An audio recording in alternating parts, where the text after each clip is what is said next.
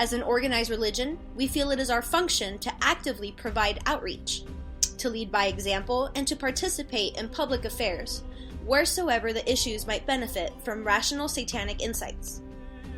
As Satanists, we should all be guided by our consciences to undertake noble pursuits, guided by our individual wills. We believe that this is a hope for all mankind and the aspiration for all humanity. For more information, please visit our websites, thesatanictemple.com and thesatanictemplearizona.com.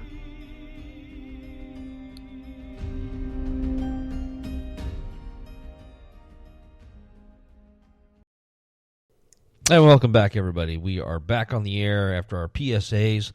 PSAs are important, folks. You need those public service announcements to make you feel good about things and give you information. So we are in the second hour, and now that we've discussed how to motivate people to run for office, now we're going to break the wall or the bubble about what it's like to actually run for office.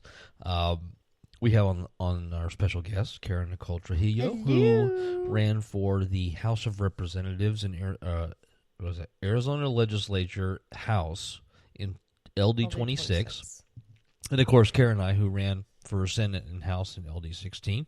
Thanks for joining us today, Kara. God, you guys are going to confuse the shit out of me. Yeah. Thank you both, Karas, for joining on the show tonight. You're welcome. Now, Kara, your experience is, of course, going to be different because we're kind of veterans because we've run and lost like 3 times.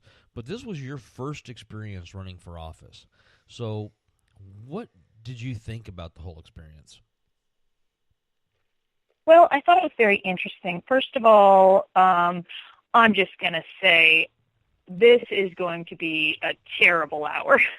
I'm going to say some things that are pretty raw and real, and I'm sure you guys can identify with that people probably will get a little angry about. Fucking say them all. It was interesting. We don't mind.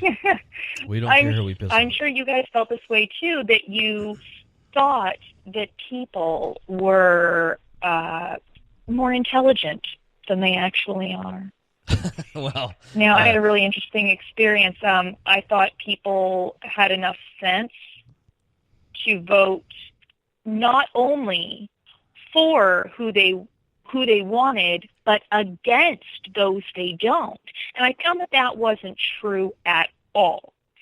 People that were independent, I thought would have gravitated to me, not so much. I find that independents were pretty much just R&D either way, or they just didn't give a shit at all and weren't voting. I found a lot of people really only cared about the presidential, and I found that people, when they find one candidate that interests them, will completely, seek out information based, only on that candidate and not look at their competitors. I would have people, it wasn't very often actually, so I dig that, but there would be a few people that, because of who I am, outside of politics, that would state, "Oh, you don't seem like you're educated enough. Did you look at my competition?" Because actually, I was the most qualified candidate. I had people who would question me for things. My favorite was a teacher who was running for school board in Tempe, and she bragged and bragged and bragged about all of her education and then asked me if I was a communist. Well, don't you think that all your education should have taught you that? No. So that's kind of just a start, and you guys can kind of lead the conversation from there, that it wasn't, I gave people way too much credit. Yeah, and that's, I think, for the most part, your average person that actually will show up at the polls. Honestly, I think they just look at the party and they vote for that. And if it's a primary and it's a party, then they look who the incumbent is and then who the incumbent supports, and then they vote for that. Now, remember, in my case, there was no incumbent. Well, there was one. He wasn't. No, he wasn't an incumbent because he was running for the Senate, but he was already in the House, right? But he also didn't have anyone running against him. No, I understand So it that. didn't matter. I mean, he But could have gotten for- one vote and would have won. Right, but for the House candidates, especially during the primary, there was more. Well, didn't Mendez have a primary challenge? Lucier, wasn't it? He did have a primary challenge with David Lucier. Right. Yes. And then the same so- with the House had primary challenge for the Democrats with Michael Martinez. There wasn't another one. And was Celeste Plumley. Oh yeah, and Celeste, who was an Celeste incumbent. Plumley was actually the incumbent. The incumbent Right. lost. Yeah. Right. So she lost the race to two brand new people, but those two brand new people were actually kind of working with the Senate candidate who used to be a representative. So Well, and I that's think where it there got was, funny because that Senate candidate, Juan Mendez, he kept calling everyone else dirty because they weren't clean elections, but they had more money than anyone else, and they combined it. right. And it was public funds, not private funds. So who's dirty? The person, I mean, I'm sorry, they were welfare candidates. Now, I know you guys ran clean elections, but it's not the same Right. because you didn't kick out an effective incumbent. You didn't go against someone in your own party and trash someone that was already in office in your party in order to try to steal their position. Right. Yeah, and we were in a position where there was no real logical way that we could actually win. But, that's a whole Well, you whole also other didn't conversation. call your competitors dirty because they No. weren't running clean elections. No, because there's traditional funding and clean elections funding. It's a toss up as to how that works and whether or not you should, as a candidate, of course, as run as clean versus traditional. And not every level of candidacy is actually able. Like people that are running at a federal level, they don't have the ability to run As a clean election candidate, clean. So you you're- can't call them dirty because it's just yeah. not So something that's possible. your clean election candidate opportunity, I guess the people or the people that can run for clean elections is governor, Arizona Corporation Commission, Secretary of State, Superintendent of Public Instruction. What's the lawyer guy? Attorney General. All of the state level candidates can run clean, and then the legislative candidates can run clean. But like, for example, if you're running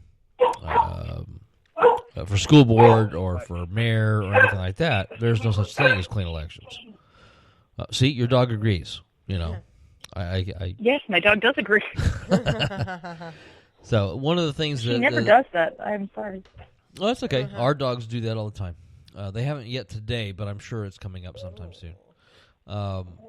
For me as a candidate, one of the most frustrating things that I found was getting people to actually listen without bias. Okay. For example, we had the very first the education forum up at the Multigen Center, and instead of talking about or the my opponent decided to talk mostly about how education should not be funded by the government and that it should be done by, he remembers the old one-room schoolhouse and all that other crap, and how, current education is now socialism, and they indoctrinate students, which to me is kind of funny because they don't teach religion in public schools. Oh, They well, only to do that him, evolution may be considered indoctrination. Right. So it's one of those things. It's like, okay, well, this is the conversation we're going to have now. And people that showed up at that place didn't take the time to listen to anything I had to say. They listened to what he had to say and started clapping and shouting how it was all good and everything because he was all against socialism. And then, of course, the next forum we were at, he talked about how he was upset that he couldn't get Social Security, which is a socialist program. Hello? Oh, what is Right. it? Hello, Kettle, calling black, I mean, it's just like, really? Hello, Pot. This is Kettle. Yeah.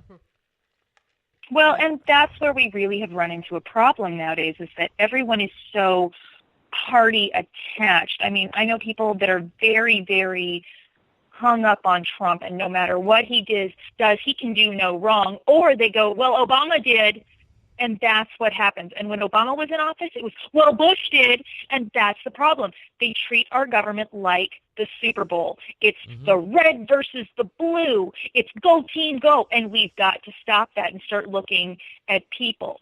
The medical situation has been really, really huge right now, and you have people saying, well, I didn't like Obamacare. Oh, well, calling it Obamacare is wrong. Oh, well, it helped me. Well, it screwed me.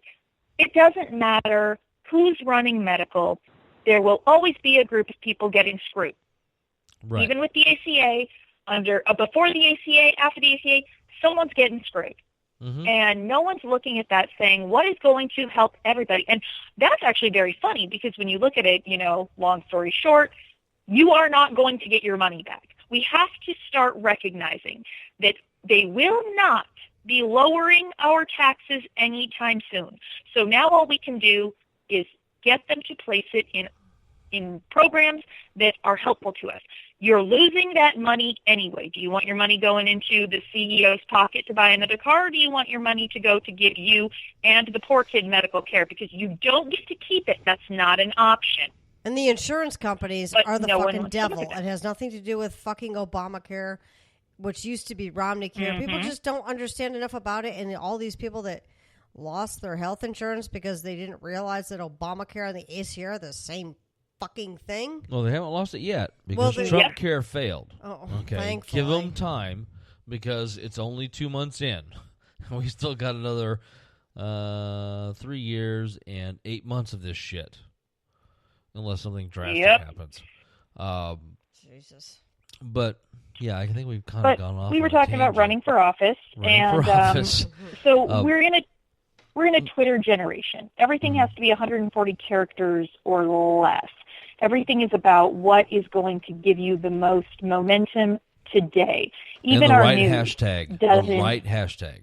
Yes, exactly. When I first signed up, it was very interesting. So the day after, I think I told you this, the day after we went down to sign me up, the next morning, 10 a.m., I got a call from one of our Democrat senators asking me if I was running because the Democrats were kind of like, who is this person? What's going on? Because, they didn't really know who I was, and, the senator knows me, and it was kind of like, hold up, let me go check on that. And called me and asked me if I was running, and, I confirmed that. And so that took the Democrats off the offensive that, they were under the assumption that the Republicans were running a fake candidate. That was the initial thought from what I understand. And so then that got debunked. No, I was not a plant from the Republicans. I was a legitimate candidate. And then a few days later, I had Channel 12 News hit me up wanting an interview. Well, why me? There were Green candidates across the board, all running. Linda Macias was running, and there was that one guy that had been trying to get signatures since February. I mean, there were Green candidates everywhere. There were Libertarian candidates. There were Republican, Democrat candidates all over the place. Why do you want to interview me? Because you're easy power because I'm girl. a cosplayer. Exactly. So then it turned into, well, what makes you so special? Well, I don't see you asking any questions of my competitors. I don't see you, dragging them onto the news, questioning them. Why me? Oh, because I'm rating. Because I'm interesting. Because I'm different. Bullshit. Yeah, well, they've never interviewed us in 6 years. They've never interviewed us. They've never talked. No, I can't say that. They did start talking to us whenever we had the event at the strip club. But before that... Oh, nothing. That was festive. Fucking epic. That was totally different. And, yeah, well... It was tentacular. Yeah, something like that. Now, one of the things I remember... Everyone knows about... Oh, go ahead. One of the things that I remember you talking about during your campaign. Okay, we all have our trials and tribulations with the different things that we have to do with the campaign. There's campaign signs, there's literature, there's blah blah blah. Now, you had a really big